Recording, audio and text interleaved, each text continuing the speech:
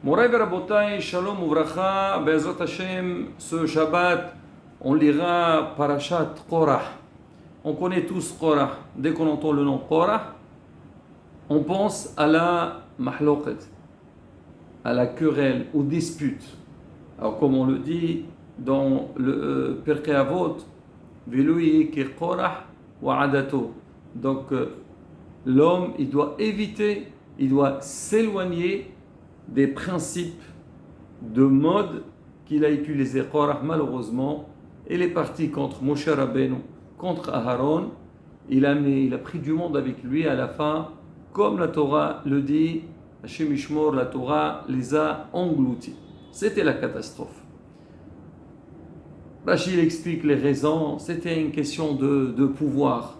Il était jaloux, donc Moshe c'était le chef d'Israël, son frère c'était le Kohen Gadol, et lui il fait partie de la famille. Il s'attendait qu'il devait recevoir un poste important, mais à la fin il a tout perdu.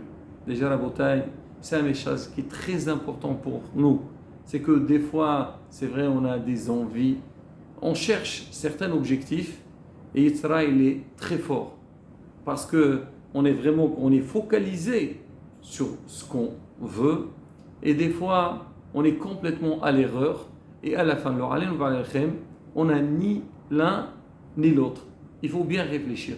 Et justement, on va dire une petite idée que Moshe Rabbeinu, il a utilisé quand Korah, il a affronté pour quelque part l'aider à ne pas tomber dans le piège. Alors quand Korah, il est parti vers Moshe Rabbeinu, il s'est révolté. Moshe lui a dit, écoute Korah, bon, pas maintenant, si tu veux, viens demain matin. Boker, oui, Oda Hashem et Asher Lo. Hashem, il nous dira, c'est qui est méritant.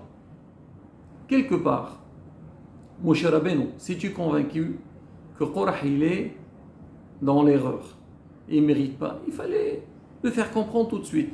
Non, Korah, écoute, moi c'est Hashem qui m'a donné ces directives, tu ne mérites pas, alors vas-y, va parler avec Hashem.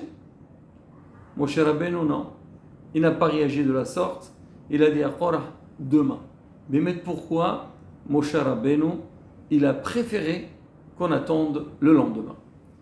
Il y a déjà une explication, c'est que on sait que Am Israël, quand ils étaient dans le désert, tous les jours ils recevaient la manne. Et la manne, il était livré à chacun on lui donnait ce qu'il avait besoin. Mais il n'était pas livré de la même manière. On dit que les tzadikim recevaient la manne à côté de chez eux. Ils n'avaient pas besoin de se fatiguer pour aller chercher, donc manger leur nourriture. Les Binonim, les moyens, ils devaient sortir de chez eux et aller le chercher à l'extérieur. Et le Hanen ou l'Ershaim, c'était en dehors du camp d'Israël. C'est vraiment complètement à l'extérieur. Moshe Rabbeinu, il a voulu expliquer à Korah, il lui dit, tu sais, on verra demain matin, on va voir comment chacun il va être livré, et là on va comprendre. Celui qui reçoit la manne à côté de chez lui, c'est vraiment le tzaddik.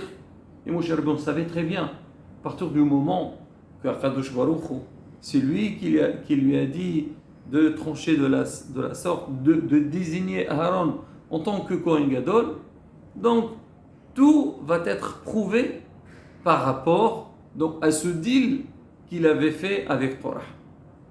Ça, c'est la première raison que Moshe Rabbeinu a dit Korah, on verra demain matin. Mais malheureusement, Korah, il ne s'est pas arrêté, il a passé toute la nuit à se manifester, perturber donc tous les gens qui les a induits à l'erreur.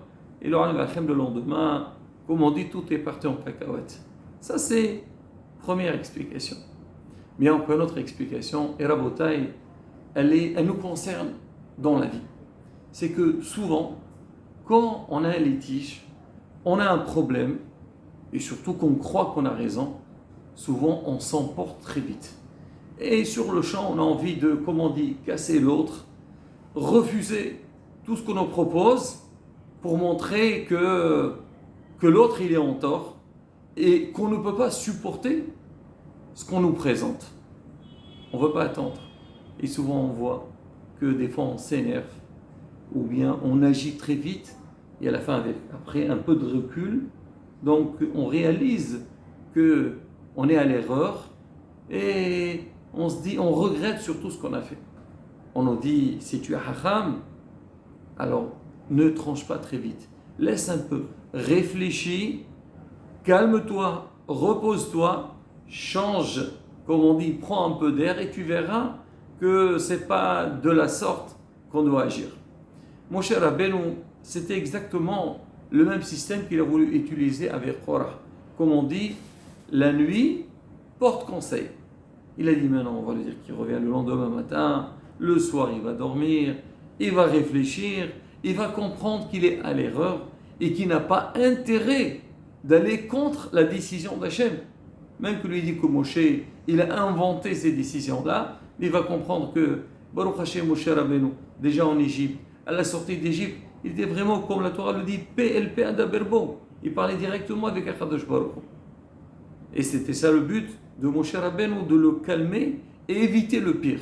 Mais comme on l'a dit, Korah, c'était un grand nerveux, et comme on dit, ses intérêts personnels, ils l'ont dépassé. Et c'est ça le problème de Kavod. Chercher les honneurs, on est perturbé, on est dérangé, on ne peut pas dormir. Alors on veut aller jusqu'au bout. Et comme on a dit, il n'a pas dormi la nuit. Il a incité les gens, et malheureusement, il n'a pas laissé le temps de réfléchir et bien réagir. Et malheureusement, le lendemain matin, on a vu tout ce qui s'est passé et il a tout perdu. Rabotai, quel message pour nous dans la vie. C'est vrai que la vie n'est pas facile. Tout d'abord, comme on a toujours dit, la émouna, croire en Hachem, Hachem il arrange les problèmes, tout dépend d'Akadosh Baruch Hu. Et même si on a du mal à avoir une très grande émouna, mais il faut savoir dans la vie, comme on dit, prendre le temps qu'il faut, bien réfléchir. D'accord, agir, il faut le faire, mais pas sur le champ, pas sur les nerfs. Et bien, Hachem, quand on réfléchit bien, on essaye de bien comprendre ce qui se passe, on oublie un petit peu donc les intérêts personnels qu'on a derrière, parce que des fois, c'est les intérêts qui nous trompent, ils ne nous laissent pas bien réfléchir, et là, Bezat Hashem, on verra, comprendra la très bonne décision. De bien faire les choses et bien prendre des bonnes décisions et qu'on aura la réussite dans notre vie. Amen. Shabbat Shalom. On vorach.